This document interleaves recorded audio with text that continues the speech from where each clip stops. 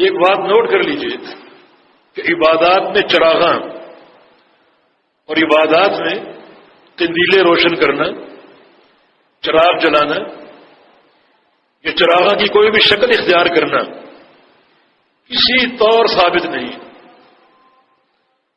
چراغاں کا عبادت سے کوئی تعلق ہے ہی نہیں، بلکہ شریعت تو بہت ہی باغیرت ہے۔ یہ بات آپ جانتے ہیں کہ آگ، آتش پرستی یہ مجوسیوں کا شیوا ہے، آگ ان کی معبود ہے اور وہ الاؤ روشن رکھتے ہیں اپنی عبادات کے لیے۔ تو عبادات کے لیے قندیلیں روشن کرنا، چراغاں کرنا، چراغ جلانا، دیے جلانا، یہ مجوسیوں کے ساتھ تشبہ ہے۔ ویسے کسی خوشی کے موقع پر، شادی بیاہ کے موقع پر آپ چراغاں کر سکتے ہیں کیونکہ وہ عبادت نہیں ہے، اور باقی کسی بھی عبادت کے تعلق سے چراغاں کرنا یا چراغ جلانا یا دیے جلانا یہ اس لیے ناجائز ہے کہ نمبر ایک ثابت نہیں، اور نمبر دو یہ عمل کفار کا ہے، مجوسیوں کا ہے۔ وہ لوگ آتش پرست ہیں، ہم بھی اپنے عبادات کو اسی چراغاں کے ساتھ مزین کرنے کی کوشش کریں تو یہ مجوس کے ساتھ تشبہ ہے۔ اور شریعت عبادات میں بھی اہل کفر کی مشابہت پسند نہیں کرتی، یہ شریعت کی غیرت ہے۔ جیسا کہ نبی علیہ السلام کی حدیث ہے کہ سورج جب طلوع ہو رہا ہو یا غروب ہو رہا ہو اس وقت نماز نہ پڑھو۔ کیوں نہ پڑھو؟ نماز ہے، جب مرضی پڑھ لیں۔ فرمایا کہ طلوع و غروب کے وقت شیطان عبادت کرتا ہے۔ شیطان سے مراد وہ لوگ جو سورج پرستی کرتے ہیں، جو سورج کی پوجا کرتے ہیں، یہ ان کی نماز کا وقت ہے۔ اگر ہم بھی پڑھیں گے وہ اللہ کے لیے پڑھیں گے، مگر یہ تشبہ ہے اہل کفر کے ساتھ اور شیطان کے ساتھ۔ شریعت اس تشبہ کو پسند نہیں کرتی، اسی لیے پیغمبر علیہ السلام کا فرمان ہے من تشبہ بقوم فہو منہ، جو شخص کسی بھی قوم سے تشبہ اختیار کرتا ہے وہ انہی میں سے ہوتا ہے۔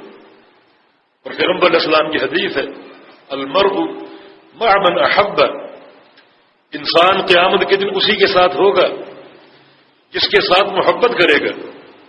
اگر اس کی محبت اللہ اور اس کے رسول کے ساتھ ہے تو اللہ تعالیٰ قیامت کے دن اس شخص کو اپنے پیغمبر کی رفاقت عطا فرما دے گا۔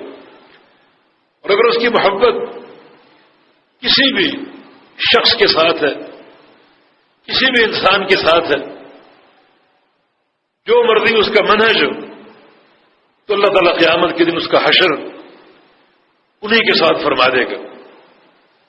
یہ معاملہ بہت ہی احتیاط کا متقاضی ہے۔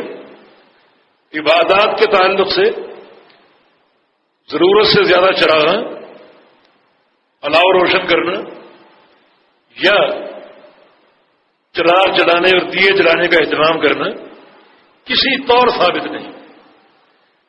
کچھ لوگ قبروں پر دیے جلاتے ہیں، یہ پرلے درجے کا شرک ہے۔ قبروں پر پھول نشاور کرتے ہیں، چادریں چڑھاتے ہیں، بڑا یہ گمبھیر قسم کا شرک ہے۔ لیکن یہ ایک شرک نہیں ہے، اس کے دامن میں بہت سے شرک چھپے ہوئے۔ آپ دیا کیوں جلا رہے ہیں؟ تاکہ صاحب قبر خوش ہو جائے۔ اس کا معنی یہ ہے کہ آپ کے دیا جلانے کا عمل وہ شخص جانتا ہے، یہ اس کے علم غیب کا عقیدہ ہے، اس کے زندہ ہونے کا عقیدہ ہے، حالانکہ وہ فوت شدہ ہے۔ اچھا، آپ اس کو خوش کرنا کیوں چاہتے ہیں؟ تاکہ وہ ہماری حاجتیں پوری کر دیں۔ اکثر لوگ یہ نظریں مانتے ہیں قبر والوں سے کہ ہماری اگر فلاں حاجت پوری ہو گئی تو آپ کی قبر پر ہم دیا جلائیں گے۔ اس کا معنی اس شخص کا عقیدہ ہے کہ قبر والے حاجتیں پوری کر سکتے ہیں۔ یہ دیا جلانے کا عمل ایک ایک شرک نہیں بلکہ اپنے دامن میں بہت سے شرک لیے ہوئے. بڑا بھیانک یہ عمل ہے اور بھیانک قسم کا شرک ہے. تو عبادات کے تعلق سے اضافی چراغاں یا چراغ جلانا، دیے جلانا، یہ نہ تو ثابت ہے، اور دوسری بات یہ کہ یہ تشبہ ہے مجوسیوں کے ساتھ، اہل کفر کے ساتھ، جس سے ہمیں گریز کرنا چاہیے.